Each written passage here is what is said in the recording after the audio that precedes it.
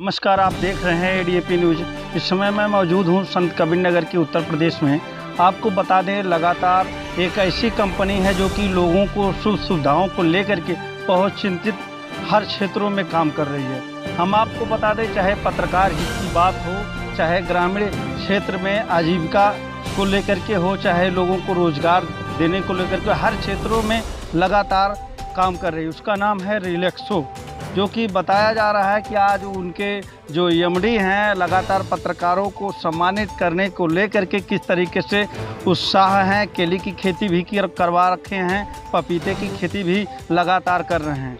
आइए हम उनसे जानते हैं कि कवि सम्मेलन का जो आयोजन किया गया है पत्रकारों को सम्मानित को लेकर के, उनसे हम बात करेंगे। क्या व्यवस्थाएं रहेंगी वहाँ, कितने पत्रकार जुटेंगे, कितने कर्मचारी अधिकारी जुटेंगे, और केला और कंपनी से क्या टाई अप रखेंगे, कितना व्यवसाय लोगों में। नमस्कार सर, हमारे चैनल में आपका स्वागत है। सर ये बताइए, जो कवि सम्मेलन का आपने आयोजन किया है, कब ये कहाँ होगा, किस तरीके से? कवि सम्मेलन का डिसाइडेड स्पेस जो है, ये सेंटर हमारे ज़िले का एक संत कबीर खलीलाबाद का, और हमारे फैक्ट्री जहाँ पे लोकेशन है, इसका सेंटर पॉइंट सिमरियावा होता है। तो सिमरियावा में एक जूनियर स्कूल है, तो डिसाइड किया गया है कि वो जूनियर स्कूल पे रखते हैं। वहाँ पे हम सब भी पहुँच सकते हैं यहाँ से, और हमारे जो खलीलाबाद के लोग हैं, व्यापारी लोग हैं और मठ से लोग हैं, तो सब वहाँ पे अवेलेबल हो जाएंगे। इसलिए हम लोगों ने खलीलाबाद या सिमरियावा को डिसाइड किया है, सिमरियावा जूनियर कॉलेज में रखा जाएगा। आपके मन में ये कैसे उत्साह आया कि एक कवि सम्मेलन का आयोजन किया जाए, इसको भी हमारे दर्शक के सामने रखें। एक्चुअल में अभी इस दिन एक प्रोग्राम हुआ था, हमारे राष्ट्रपति साहब आए थे और उन्होंने हमारे मठ पे कुछ बहुत अच्छी परियोजनाओं का उद्घाटन किया, और टूरिज़्म को अट्रैक्ट करने के लिए, जो कि बहुत हेल्पफुल है। वहाँ पे थोड़ा सा हमारे मीडिया बंधु जो भाई थे वो थोड़े निराश लगे थे, क्योंकि प्रोटोकॉल के तहत उनको अंदर कवर करने को नहीं मिला था, और एक दो घटनाएँ थी। तो वहीं पे चूँकि सभी ज़्यादातर लोग मेरे मित्र हैं, तो मुझे ऐसा लगा कि अच्छा, अगर थोड़ी निराशा हो रही है तो एक काम करते हैं, थोड़ी सी और हौसला अफजाई करते हैं। तो वहीं भी डिसाइड हुआ। वहाँ पे उसी दिन हम लोगों ने डाक बंगले में एक कॉन्फ्रेंस बुलाया, उसमें सभी लोगों को इकट्ठा किया, 30-35 लोग थे। डिसाइडेड हुआ कि ऐसा एक कवि सम्मेलन रखते हैं, जो आपका इंटरटेनमेंट भी हो जाएगा और हम आपको वहाँ से सम्मानित भी करेंगे कंपनी के प्लेटफॉर्म को लेके। तो जस्ट वैसी दिमाग में डिसाइडेड इमीडिएट हो गया और शुरू है। लेकिन सर, ये जो आपकी कंपनी है, कब से ये चालू है, किस किन क्षेत्रों में काम करती है सर? एक्चुअल में हम लोगों का बेसिक देखा जाए तो रजिस्ट्रेशन 2004 से हमने शुरू किया है नासिक महाराष्ट्र में, और अभी ये हमारा गांव है, हमारी मातृभूमि है। तो ऐसा होता है कि भाई अगर हम कुछ कर सकते हैं बदलाव, तो बेसिक होता है कि हम दूसरे क्षेत्र में कितना भी नाम कर लें, अगर हमारी मातृभूमि को हम छोड़ दें तो एक सेटिस्फैक्शन लेवल नहीं रह पाता। तो कोरोना ड्यूरेशन में जब वहाँ से लेबर सप्लाई हो रहा था महाराष्ट्र से, तो ऐसा डिसाइड किया गया कि एक कंपनी हम लोग गांव में ही शुरू करते हैं, कम से कम अपने गांव के लोगों को तो रोज़गार देंगे। तो कोरोना ड्यूरेशन में हमने स्टार्ट कर दिया था कंस्ट्रक्शन, और एक साल के अंदर ही, करीब 9 महीने में ही हमने पूरा एक 10,000 स्क्वायर फीट के आसपास का कंस्ट्रक्शन करवाया। अगरबत्ती सबसे फास्ट प्रोडक्शन हो सकता था, अगरबत्ती का यहाँ पे प्रोडक्शन शुरू करवाया। अप्रॉक्सीमेट यहाँ की टीम देखा जाए तो 200-250 लोगों की, औरत और जेंट्स, ये सब मिला के सेल्स और मैन्युफैक्चरिंग में 200 से 250 लोग हम लोगों ने फिर यहाँ पे जॉब इमीडिएट दिए। और ऐसा है कि अगर हमें अच्छी एडमिनिस्ट्रेटिव टीम मिले तो यहाँ पे हम लोग 1000 से भी ज़्यादा लोगों को रोज़गार दे देंगे। सिर्फ हमें एडमिनिस्ट्रेटिव जो टीम है, जो पढ़े लिखे लोग हैं, अगर गाँव पे हमें मिलना शुरू हो, तो ये हमारा लक्ष्य है कि हम 1000 से भी ज़्यादा लोगों को यहाँ पे जॉब दे देंगे।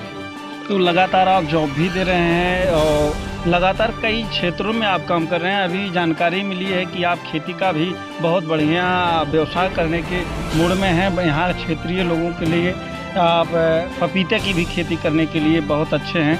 बताइए सर, इसमें कितना लाभ हो सकता है?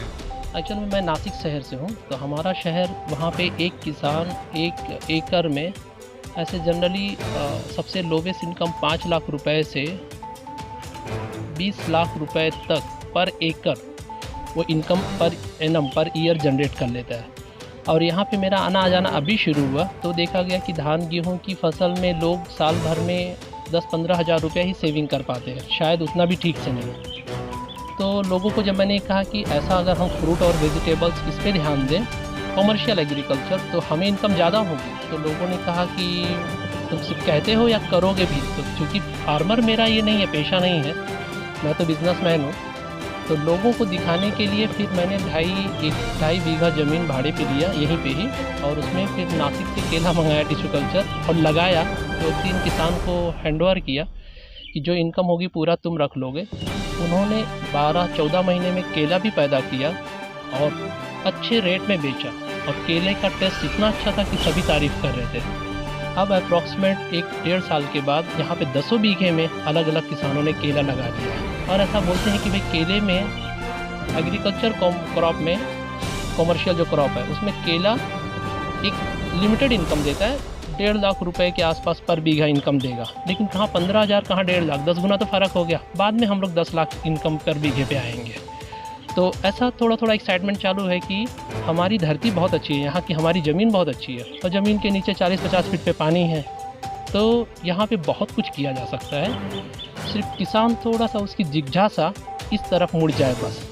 तो बस वही कोशिश हो रही है। आप लगातार क्षेत्रों में जिस तरीके से हर चीज़ को लेकर के बढ़ावा दे रहे हैं, अब आप बात कर रहे हैं कि जैसे कि पपीता की खेती पे आप हमको थोड़ा विस्तार से समझाएं। हमारे किसान पपीता की खेती को लेकर के भी उत्साहित हैं।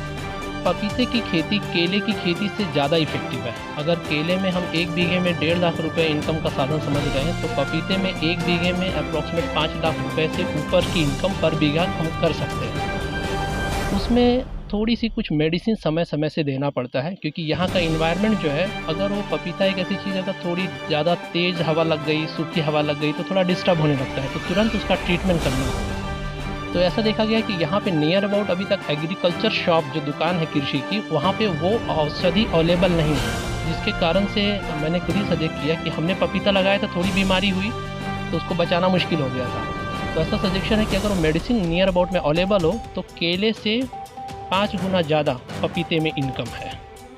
ये बेसिक फ़ायदे हो गए, लेकिन ये बेसिक क्रॉप है कॉमर्शियल की। अगर आप अच्छी तरह से करें, अभी हमने नासिक में ड्रैगन फ्रूट वगैरह बनाना शुरू किया है, तो ड्रैगन फ्रूट से ऐसा हो गया है, एक फल 40 रुपये 50 रुपये का एक फल ड्रैगन फ्रूट बिकता है। लोगों ने 30-30 लाख रुपए एक एकड़ पे इनकम कमाई है अभी इसी साल। तो आपकी कंपनी जो है लगातार रिलैक्सो जिस तरीके से लोगों को जागरूक कर रही है, और ये बताइए कि इस जो यहाँ की जो गांव की बात कर रहे हैं, ग्रामीण क्षेत्रों में आपने उद्योग लगाया है, क्या आपको लग रहा है यहाँ लगभग 2-1 सालों में आते आते आप कितने लोगों को रोज़गार दे पाएंगे? अपना टारगेट ज़्यादातर ये होता है ना सर कि किसान एक ऐसा समाज है कि वो कॉपी करने में बहुत एक्सपर्ट होता है। हमें सिर्फ एक बार उसको हमें प्रॉफिट दिखा देना चाहिए कि देखो केले में इतना इनकम है, पपीते में इतना इनकम है, व्यापार में इस तरह से इनकम है। हम लोग मछली पालन का भी शुरू किए, उसमें इस तरह से इनकम है। एक बार अगर किसान को प्रैक्टिकल इनकम समझ में आ गई ना, तो तुम रोकोगे तो भी नहीं रुकेगा। इसलिए एक बार उसको प्रैक्टिकल करके बताना पड़ता है। वो भरोसा नहीं करता, वो गवर्नमेंट से पॉलिसी से तंग आ चुका है। लेकिन अगर एक बार प्रैक्टिकल हो जाए तो वो कॉपी इमीडिएट कर लेगा। तो मैं अगर अकेले 1000 लोगों को जॉब दूं तभी भी सेटिस्फैक्शन लेवल बहुत अच्छा नहीं होगा। अगर सब लोग कोशिश करना शुरू कर देंगे, कॉपी करना शुरू करेंगे, तो जॉबलेस तो कोई रह ही नहीं जाएगा। तो लगातार आपकी कंपनी हर क्षेत्रों में काम कर रही है, आपको कैसा महसूस हो रहा है कि अब 13 तारीख को जो कवि सम्मेलन भी बहुत भव्य करने वाले हैं, आपके कंपनी के स्टाफ को, क्या आपकी कंपनी के स्टाफ को भी ऑफर देंगे आने के लिए? हाँ, उसमें कंपनी के जो इसमें रुचि रखते हों, देखा जाए तो ये प्लेटफॉर्म हमने हमारे रिपोर्टर और इस टाइप के बंधुओं के लिए रखा है। लेकिन जो इंटरेस्टेड होंगे कंपनी में लोग, तो ऑफकोर्स उनका वेलकम और स्वागत है, वो आए और इंटरटेनमेंट करें और बाकी लोगों की खिदमत भी करें जो वहाँ पे मेहमान लोग आ रहे हैं सभी। तो ऑफकोर्स उनके लिए दरवाज़ा खुले हुए आराम से आ सकते हैं। कंपनी का जो आप लगातार क्षेत्रों में जागरूक कर रहे हैं, जैसे केले की खेती हो गई, आप देखिए अपने कंपनी में कितने अच्छी तरीके से सजाए हुए हैं, लगाए हुए हैं। कई चीज़ यहाँ देखने को मिल रहा है, कई ऐसी चीज़ें हैं जो आप उगाए हुए हैं। लगातार ये आपको कवि सम्मेलन के माध्यम से लोगों को ये भी जागरूक जरूर करेंगे। हाँ, अगर मेरी बात लोगों तक पहुँचे तो मैं इतना ही बोलूँगा कि देखो, रोज़गार एक फैक्ट्री लगा के एक फैक्ट्री में 50 लोग काम कर सकते हैं, 100 लोग, 200 लोग। यहाँ पे हर व्यक्ति के पास बीघा 2 बीघा ज़मीन है। अगर हर व्यक्ति अपनी भूमि पे 2 बीघे पे दिन भर जुटा रहे मेहनत के साथ, तो जैसे अभी खेतों में भिंडी है, काकड़ी है, सब बहुत सारे वेजिटेबल्स लगे हैं। रोज़ का हमारे यही वॉचमैन जिन्होंने ये लगाया है 100-200 रुपया ऐसे ही तोड़ के इधरी बाज़ार में या गेट के बाहर रख के बेच लेते हैं। अगर 2 बीघे में ये कोई खेती करे तो रोज़ दिन भर में 500 रुपया उसके लिए कमाना बिल्कुल मुश्किल नहीं है। यही हमारा किसान भाई शहरों में जाके 10-15 हज़ार रुपये बचाने के लिए कैसे कैसे जीवन यापन करता है। यही 1-2 बीघे में अगर वो 12 घंटा डेडिकेटेड मेहनत करे तो रोज़ 500 रुपया कहीं नहीं जाएगा उसका। हमारी भूमि सक्षम है, हमारे पास मेन पानी का सोर्स है। अगर मेरा मैसेज जाए और लोग सुन सकते हैं तो इतना मैं ज़रूर कहूँगा कि भाई अगर आपके पास 1 भी बीघा ज़मीन है तो उसको आप डेवलप करो कॉमर्शियल एग्रीकल्चर के थ्रू, और रोज़ आप 200-500 रुपया उस खेती से निकाल सकते हैं। तो देखिए, अभी तक हमारे साथ थे कंपनी के एमडी, जो रिलैक्सो कंपनी के एमडी थे। उन्होंने क्षेत्र की जनता और अच्छे भारत देश में क्या क्या उगाया जा सकता है उन्होंने जानकारी दी। और 13 तारीख को सभी मीडिया भाइयों को आमंत्रित किया गया है और बताया गया है कि 13 तारीख को आप लोग सिमरियाओं में कब सम्मेलन में ज़रूर पहुँचें।